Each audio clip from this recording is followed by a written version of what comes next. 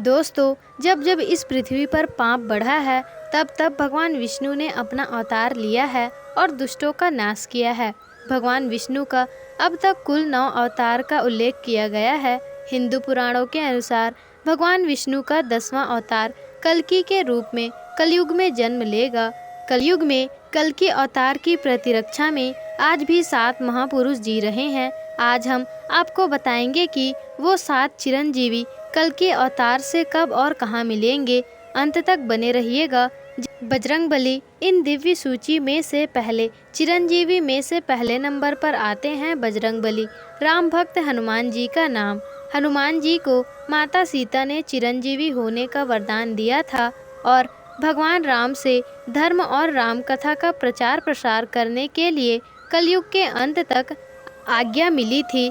हनुमान जी के जीवित होने का प्रमाण आज भी कई जगह पर मिलते हैं। महाभारत के वन पर्वत अध्याय के 151 के अनुसार एक बार भीम द्रौपदी के लिए पुष्प लेने गंधमादन पर्वत जा रहे थे, तभी उनकी मुलाकात हनुमान जी से हुआ। कहा यह भी जाता है कि हर 41 साल में बजरंगबली श्रीलंका के मातंग कबीले में ब्रह्म ज्ञान देने आते हैं। कलयुग के अंत में जब पाप की सीमा बढ़ जाएगी तो भगवान कल्कि इस पृथ्वी पर आएंगे और हनुमान उनके दर्शन करेंगे। नंबर 2 पर है परशुराम। परशुराम जी भगवान विष्णु के 6वें अवतार हैं। चिरंजीवी होने के चलते उनके भी प्रमाण महाभारत काल में आते हैं। पुराणों के मुताबिक कल्कि के गुरु भगवान परशुराम ही थे। महाभारत काल में भी उनका निवास महेंद्रगिरी पर्वत पर ही था और आज कलयुग में भी वो इसी पर्वत में तपस्या में लीन हैं।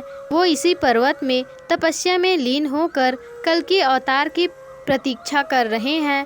अगला महापुरुष है राजा बलि। राजा बलि श्री हरि भक्त प्रहलाद के वंश थे। उन्होंने अपने बल से तीनों लोकों को जीत लिया था। उनके साथ उनको बहुत बड़ा दानवीर भी माना जाता है। पौराणिक कथाओं की माने तो भगवान विष्णु ने राजा बलि के घमंड को तोड़ने के लिए वामन अवतार लिया था। एक बार श्री हरि राजा बलि के यज्ञ में सम्मिलित हुए। इसके दौरान सभी ब्राह्मण राजा बलि से कुछ न कुछ दान मांग रहे थे, तो राजा बलि उन्हें दान दे रहे थे। तब वामन देवता की बारी आई तो उन्होंने सिर्फ 3 पग भूमि राजा बलि से मांगा। तभी राजा बलि और ब्राह्मण हंस पड़े। आप अपने छोटे छोटे पैरों से कितनी जमीन नापेंगे और कुछ मांग लो। लेकिन वामन देवता अपनी मांग पर डटे रहे। तब राजा बलि ने कहा, आप 3 पग जहाँ चाहो वहाँ जमीन ले लो। तब वामन देवता अपना विराट रूप धारण कर लिया। देवलोक दूसरे पग में पृथ्वीलोक और पाताल लोक नाप दिया और उसके बाद उन्होंने कहा कि अब मैं तीसरा पग कहाँ रखूं। तभी राजा बलि ने अपना हाथ आगे कर लिया और उन्होंने अपने सर झुका सिर पर अपना पग रख दिया और उन्हें पाताल लोक भेज दिया और उन्होंने सूतक लोक में बसा दिया, जहां वो आज भी अपनी भक्ति के लिए कल्कि अवतार की प्रतीक्षा कर रहे हैं। दोस्तों, अब हम बात करेंगे चौथे महापुरुष विभीषण, जो कि प्रभु राम के अनन्य भक्त हैं। जब रावण ने माता सीता का हरण कर लिया था, तब विभीषण ने अपने भाई को बहुत समझाया था कि जिसके बाद रावण ने उन्हें अपने लंका से निकाल दिया था। तब विभीषण भगवान राम की सेवा में चले गए और रावण के अधर्म का अंत करने के लिए धर्म का साथ दिया। यही कारण है कि राम ने विभीषण को चिरंजीवी होने का वरदान दिया था, जो कि आज के युग यानी कि कलयुग तक जीवित रहेंगे। विभीषण के जीवित होने का प्रमाण रामायण काल के बाद महाभारत काल में भी है। युधिष्ठिर के यज्ञ के दौरान उनकी मुलाकात विभीषण से हुई थी। कलयुग में विभीषण कहा है, इस बात की जानकारी किसी को भी नहीं है, लेकिन यह जरूर पता है कि उनका उस युग में होने का सिर्फ एक ही लक्ष्य है कि उनको प्रभु कल्कि के अवतार से मिलना है।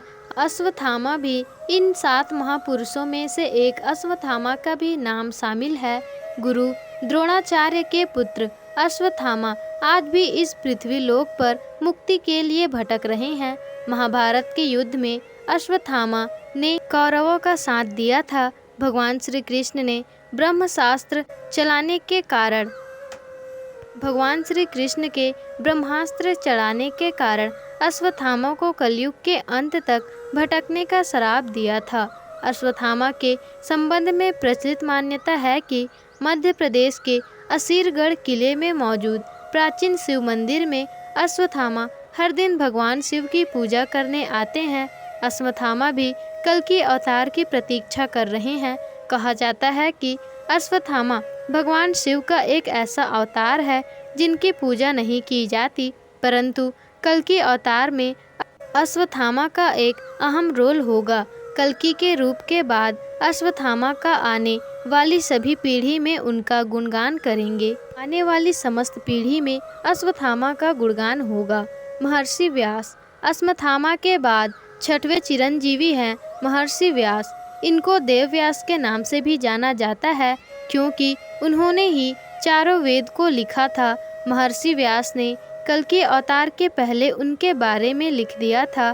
महर्षि व्यास बहुत बड़े तपस्वी होने के कारण वो उनके इंतजार में आज भी कलयुग में तपस्या कर रहे हैं। कृपाचार्य कलयुग के अवतारी और सातवें चिरंजीवी महापुरुष हैं।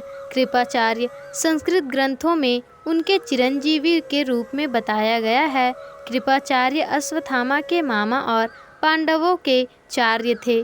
भागवत के मुताबिक कृपाचार्य गणना सप्त ऋषियों में की जाती है। उनकी गणना कहा जाता है कि वे इतने बड़े तपस्वी थे कि उनको उनके बल पर चिरंजीवी होने का वरदान मिला था। कलयुग में धर्म का नाश करने के लिए कल्कि अवतार की मदद करेंगे।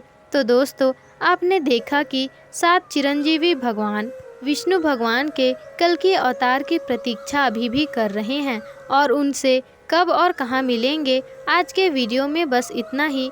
उम्मीद करते हैं आपको यह वीडियो बहुत ही पसंद आएगी और हमारे वीडियो के जरिए आपको कई सवालों के जवाब भी मिल गए होंगे। अगर आपको वीडियो पसंद आई हो तो वीडियो को लाइक, शेयर, कमेंट्स और हमारे चैनल को सब्सक्राइब जरूर ही कर दीजिएगा।